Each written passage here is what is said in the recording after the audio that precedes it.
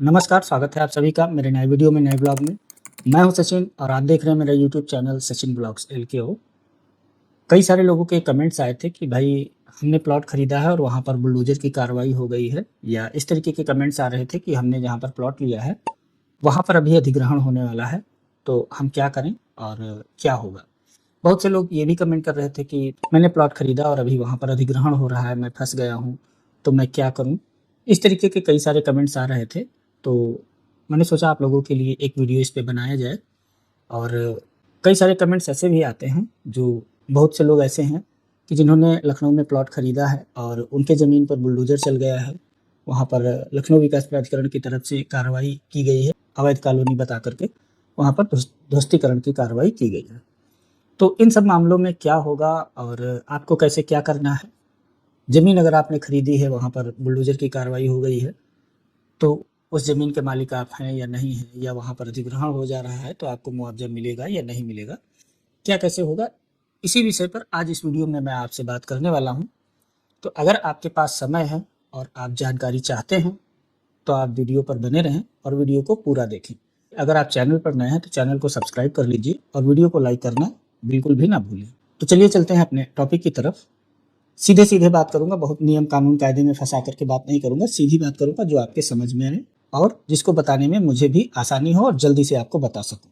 तो अगर आपकी कॉलोनी में बुलडोजर की कार्रवाई हुई है, ध्वस्तीकरण की कार्रवाई हुई है और वहाँ पर लखनऊ विकास प्राधिकरण की तरफ से जो आपने बाउंड्री की थी या जो भी आपने मार्किंग की थी उसको तोड़ फोड़ दिया गया है, ध्वस्त कर दिया गया है, तो उस स्थिति में क्या होगा, आप जमीन के मालिक हैं या नहीं हैं। तो देखिए, अगर विकास प्राधिकरण ने आपकी बाउंड्री को ध्वस्त कर दिया है, आपकी बाउंड्री तोड़ दी है, वहाँ पर सड़क उखाड़ दी है या किसी भी तरीके की कोई कार्रवाई कर दी है, तो इसका मतलब यह नहीं है कि जो जमीन आपने खरीदी थी उस जमीन के मालिक आप नहीं हैं या वहां पर आपका मालिकाना हक नहीं है।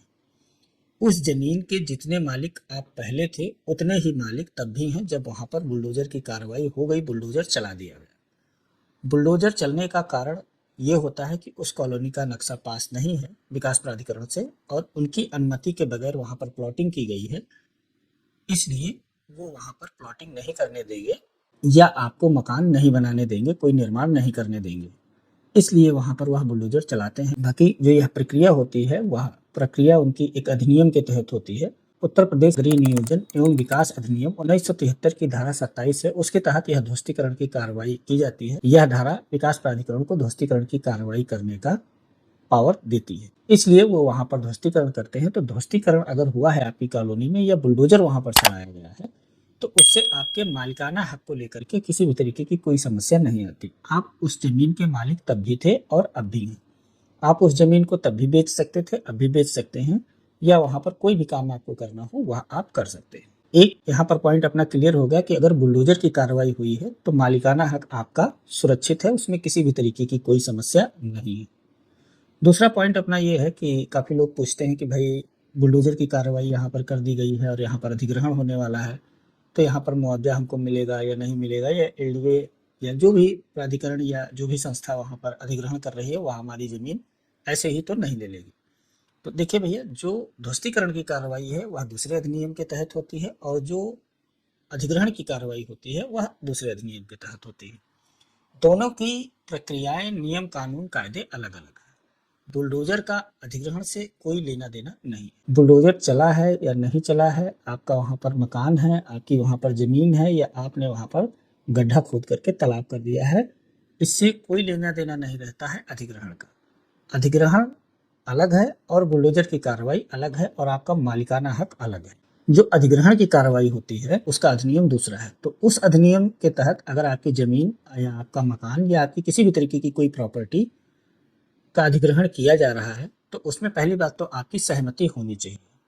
दो तरीके के नियम है, एक में आपकी सहमति चाहिए और दूसरे में अगर आपकी सहमति नहीं है तो भी आपकी जमीन ली जा सकती है। दोनों की कंडीशंस अलग अलग हैं कि कौन सी कंडीशन वहां पर लागू है। इस पर अगर आप जानकारी चाहेंगे तो इस पर एक अलग से मैं वीडियो बना दूंगा कि कब आपकी सहमति जरूरी है और कब आपकी सहमति नहीं जरूरी है।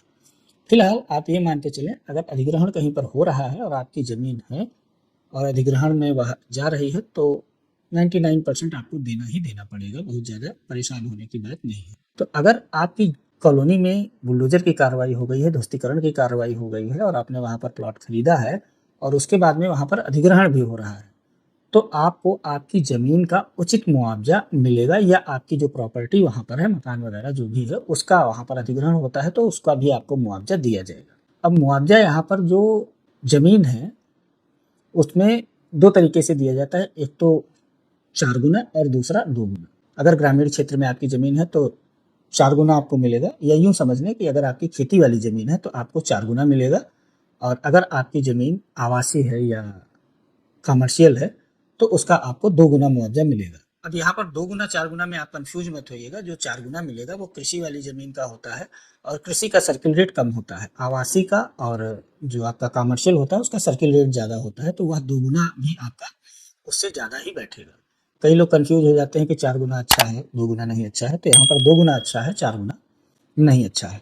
अब एक ज़रूरी बात यहाँ पर आती है कि देखिए, आपने जो प्लॉट खरीदा है वह किस तरीके की ज़मीन पर है, क्योंकि आपकी रजिस्ट्री में आवासीय लिख दिया गया है, लेकिन वह ज़मीन आवासीय नहीं है, वह कृषि वाली ज़मीन है। अगर आपकी ज़मीन का दाखिल खारिज हो रहा है या आपने अपने प्लॉट का दाखिल खारिज कराया हुआ है और उसका धारा 80 या 143 नहीं कराया गया है, तो इस तरीके का प्लॉट जो है या इस तरीके की ज़मीन पर जो प्लॉट है वह कृषि वाली भूमि ही माना जाता है, उसको आवासीय नहीं माना जाता है। इस कन्फ्यूजन में कुछ लोग रहते हैं कि भाई रजिस्ट्री पर आवासीय लिख दिया गया है तो वह आवासीय हो गया, वह आवासीय में एकदम काउंट नहीं होगा। अगर आपने कोई प्लॉट ऐसा खरीदा है जो दाखिल खारिज वाला है तो वह कृषि भूमि ही मानी जाएगी और आपको उसका 4 गुना सर्किल रेट का मुआवजा मिलेगा जो कृषि भूमि का वहाँ पर लागू होगा। उसके साथ साथ में जो आपकी आवासीय ज़मीन होती है जिसका 143 वगैरह कराया गया है, वह ही आवासीय में काउंट की जाएगी क्योंकि वह पेपर में आवासीय है, राजस्व डिपार्टमेंट में उसको आपने आवासीय करवा दिया है। अब मास्टर प्लान यहाँ पर आता है। मास्टर प्लान में आपकी ज़मीन का लैंड यूज क्या है क्या नहीं है, इससे भी कोई लेना देना नहीं है अधिग्रहण से। अगर आपकी ज़मीन मास्टर प्लान क्षेत्र के अंदर किसी अन्य लैंड यूज में है, आवासीय में नहीं है या कृषि में नहीं है या किसी भी लैंड यूज में है, तो वहाँ पर अधिग्रहण हो रहा है तो भी कोई समस्या वाली बात नहीं है, मुआवजा आपको मिलेगा। मान लीजिए आपने कोई प्लॉट खरीद लिया है, वह ग्रीन बेल्ट में है या किसी भी तरीके के लैंड यूज में है मास्टर प्लान में, तो भी आपको वहाँ पर परेशान होने की जरूरत नहीं है, आपको मुआवजा मिलेगा और आप उसके मालिक हैं। बस अगर मास्टर प्लान में लैंड यूज आपके फेवर में नहीं है तो आप वहाँ पर उस तरीके का काम नहीं कर सकते हैं।